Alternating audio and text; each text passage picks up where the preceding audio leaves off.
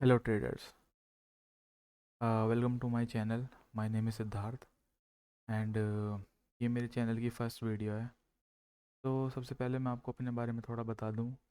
मैं gold trade करता हूँ लास्ट 2.5 ईयर्स से और मुझे 3 साल का मार्केट एक्सपीरियंस है। तो मैं ये एक सीरीज़ स्टार्ट करने वाला हूँ, why I took this trade. ठीक है ना। जो भी मैं ट्रेड लूँगा दिन में, एक लूँ दो लूँ, मैं उसका ब्रेक डाउन दूंगा कि मैंने क्यों लिया, इसके पीछे का क्या लॉजिक था, क्या रीज़न था, क्या साइकोलॉजी थी, लॉस था, प्रॉफिट था, अपनी मिस्टेक्स, हर चीज़ मतलब एज ए जर्नल की तरह मैं तुम्हें रिप्रेजेंट करूँगा अपने हर एक ट्रेड को। क्योंकि लॉजिक से बेस्ट कुछ भी नहीं होता, ना ही कोई स्ट्रैटेजी, ना ही कोई सेटअप, कुछ भी लॉजिक से बेटर मैं मानता ही नहीं। ठीक है।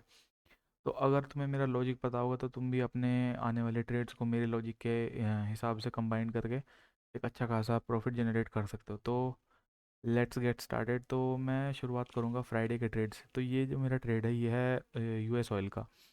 तो यूएस ऑयल में मैं 1 आवर टाइम फ्रेम ओपन करके बैठा हूँ। तो यहाँ पर अगर आप इफ़ यू कैन सी, तो मैं 1 घंटे का टाइम फ्रेम ओपन करता हूँ। तो सबसे पहले मैं बता दूँ इसका, इस ट्रेड के पीछे का रीज़न क्या था। देखो रीज़न मैं एक बार और क्लियर कर दूँ कि मैं प्रॉपर एक तरीके से लिक्विडिटी बेसिंग ट्रेडिंग करता हूँ और इनवाइट सेटअप के ऊपर ट्रेड करता हूँ। Invite setup in the sense कि मैं देखता हूँ कि रिटेलर्स को इनवाइट किस जगह किया जा रहा है, मैं उसके अगेंस्ट में ट्रेड लेता हूँ।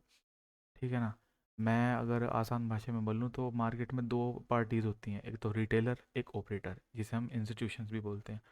तो मैं इंस्टीट्यूशंस के फुटप्रिंट पर चलता हूँ। मेरा यही एजेंडा है कि मैं भाई जो कमा रहा है उसके पीछे पीछे चलते रहो, तुम भी अमीर बन जाओगे। तो मेरा यही एजेंडा है कि मैं जो करता हूँ ना, मैं प्योरली ट्रैप ट्रेडिंग करता हूँ, लिक्विडिटी बेस्ड और इनवाइट बेस्ड।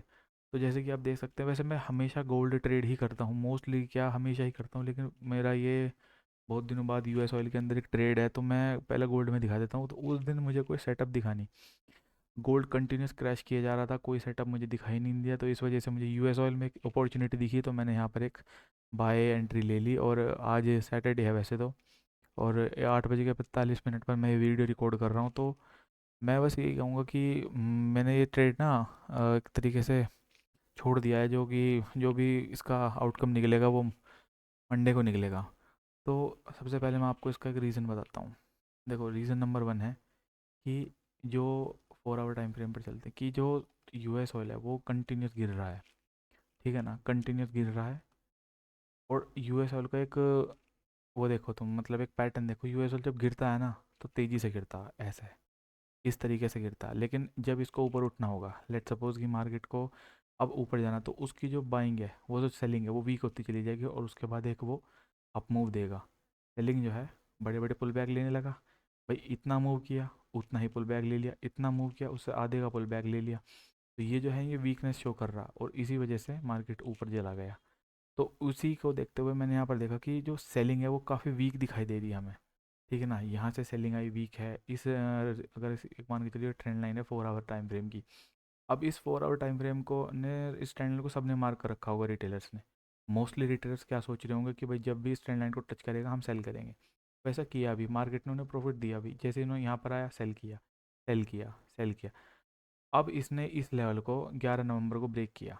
ठीक है ना। अब यहाँ पर जो आए होंगे बहुत सारे बायर्स, जिन भी लोगों ने बाय करा उनको मार्केट ने रिमूव कर दिया। अब बायर्स का यहाँ पे हो चुका है कॉन्फिडेंस डाउन। ठीक है, बायर्स के अंदर इतना कॉन्फिडेंस नहीं है कि वो दोबारा से बाय करे, क्योंकि इस सपोर्ट पर भी जिन्होंने बाय करा था या फिर इस ब्रेकआउट पर जिन्होंने बाय करा था, जो भाई जो कोई ट्रेंड लाइन बेस्ड ट्रेडिंग करता है उन्होंने इस ट्रेंड लाइन को देखकर बाय किया। जिन्होंने सपोर्ट, अगर मैं 1 घंटे के टाइम फ्रेम पर देखूँ तो जिन्होंने रेजिस्टेंस, इस रेजिस्टेंस के ब्रेकआउट को समझ कर बाय किया। तो एज यू कैन सी कि मार्केट में जो बायर है ना उसको मार्केट पैसा दे नहीं रहा, यूएस ऑयल पे उसको पैसा दे नहीं रहा, बायर को अभी तक बिल्कुल भी पैसा नहीं मिला। तो जो भी रिटेलर्स होंगे, मोस्टली रिटेलर सेल साइड बैठे हैं। ठीक है ना, वो इस जोन से सेल करके बैठे हैं, वो इस ब्रेकआउट फेलियर पर सेल करके बैठे हैं, वो इस जोन से सेल करके बैठे हैं। ठीक है ना, यहाँ से सेल करके बैठे हैं, यहाँ से सेल करके बैठे हैं। ठीक है। तो अब मैंने क्या सोचा कि भाई अगर मार्केट को नीचे गिरना होता तो वो यहाँ से तेज़ी से गिर जाता, जो कि गिरा भी। लेकिन यहाँ पर आके इस ये जो एक जोन था, इस जोन से इसने ले लिया सपोर्ट। अगर इसको और नीचे गिरना होता तो ये यहाँ तक नहीं जाता, ये इसी जोन में घूमता, थोड़ा सा बाउंस करता, जिससे थोड़े से बाय और वायर्स आते और ये ऐसे ही अपना पुल बैक लेके गिर जाता है। लेकिन इसने क्या किया, इसने पूरा प्रॉपर एक ब्रेकआउट दिया, जितने भी सेलर यहाँ पर आए थे उन सबको रिमूव किया, अगेन बायर्स को एंट्री दी, रिमूव किया, अगेन एक और एंट्री दी। एंड मैं ये तो नहीं कहूँगा कि रिमूव किया, लेकिन उनको डराया ज़रूर बायर्स। देखो अगर एक ब्रेकआउट आया, आपने यहाँ पे एंट्री ली, और अगर मार्केट इस तरीके से एक एक घंटे से इतनी टाइम तक लो, ऑलमोस्ट कितने ये आपने यहाँ एंट्री ली, और मार्केट कितनी देर तक, 6 घंटे तक इस जोन में घूम रहा है, तो आप अच्छे अच्छे का पसीना छूट जाता है कि भाई यार कभी ऐसा ना हिट हो जाए, तो वो क्या करेंगे, अपनी पोजीशन स्क्वायर ऑफ कर देंगे। तो उसी को देखते हुए एकदम से ये मूव है। अब अगेन मार्केट ने इस रेजिस्टेंस से फिर से एक बाउंस बैक लिया, यहाँ से एक और सेलिंग आई, फिर से मार्केट यहाँ पर सेलिंग। लेकिन यहाँ पर एक चीज़ देखने वाली है कि पहले सेलिंग आई थी यहाँ तक, सेकंड टाइम सेलिंग आई ये, थर्ड टाइम सेलिंग आई ये, जो सेलिंग है वो वीक होती जा रही है। मैं जानता हूँ कि इस ट्रेड ये थोड़ा रिस्की ट्रेड जरूर है, क्योंकि यहाँ पर एक रेजिस्टेंस है, फिर एक ये रेजिस्टेंस है, फिर एक ये रेजिस्टेंस है, मल्टीपल रेजिस्टेंस है, बट इतना ज़रूर है कि ऊपर एसएल भी काफ़ी ज़्यादा पड़े हुए हैं।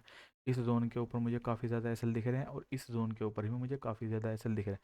तो बस एसएल के बेसिस पर ही मैंने यहाँ पर एक ट्रेड प्लान किया था। यहाँ पर मैंने क्वांटिटी ली थी 0.05 की, या श्योर मुझे लगा 0.05 ली थी, या मुझे याद नहीं एग्जैक्टली, मैं दिखा देता हूँ। ये मेरा फंडिंग का $5,000 का अकाउंट है। एक अकाउंट मैंने पहले ब्रीच कर दिया था, बट ये मैंने सेकंड अकाउंट लिया है, इसमें मेरा फेज़ 2 चल रहा है ये। तो मैंने जो, हाँ, 0.05 क्वान्टिटी ली थी, और बस यही है फ़िलहाल के लिए, तो ठीक है। हाँ। तो अब मंडे को इसका आउटकम पता चलेगा कि क्या है क्या नहीं है। बस यही आपको देखो, लॉजिक क्या होता है कि भाई आपको लॉजिक पता है, भाई इस बंदे ने इस बेसिस पर लॉजिक, इस लॉजिक पर ट्रेड लिया था, तो आगे से अगर आपको भी एक इस तरीके का पैटर्न दिखता है, इस तरीके का अगर हिसाब किताब दिखता है, तो आप भी ट्रेड कर सकते हो। अब मैं आपको बताने लगूँ कि भाई मैंने तो बस यहाँ ट्रेड ले लिया, यहाँ तक, यहाँ का टारगेट लगा दिया, यहाँ ये ऐसा लगा दिया, और आप इसके पीछे के आपको रीज़न तो पता ही नहीं है ना। देखो मार्केट के अंदर वही टिकता है जो सोचता है कि भाई मैं खुद नॉलेज लूँ, खुद अपना एक एज बनाऊँ, और उसके बेसिस पर ट्रेड करूँ। किसी के सिग्नल कॉपी करने से या फिर प्रीमियम ग्रुप ज्वाइन करने से कभी भी किसी का भला नहीं हुआ। एक दो बार प्रॉफिट हो जाएगा, लेकिन हमेशा के लिए तुम उस पर रिलाई नहीं कर सकते। जिस दिन वो बंदा सिग्नल देना बंद कर देगा, उस दिन तुम्हारे तो घर में चूल्हा चलना ही बंद हो जाएगा, वही वाली बात होगी ना। तो बस यही है कि भाई आप खुद पर ध्यान दो, और सबसे मेन चीज़ है यहाँ पर रिस्क मैनेजमेंट। सबसे मेन चीज़ है रिस्क मैनेजमेंट, हर चीज़ इसके नीचे ये है, ठीक है। अगर आप लेट सपोज कि इतना गंवा रहे हो, तो इसके अलावा आप कम से कम इसका दुगना तो लो ही लो, इतना तो लो ही लो, ठीक है ना। तो इसमें ही आपके ऑलमोस्ट इतने एरिया आपने गंवाया, इसके बेसिस पर ही आप 2 एसएल और ले सकते हो ऐसे ऐसे, ठीक है ना। आपके पास दो और एसएल लेने की कैपेसिटी हो चुकी है, ठीक है ना। बस यही चीज़ यहाँ पर चलती है, यही आपको जिता सकता है, रिस्क मैनेजमेंट ही आपको जिताएगा।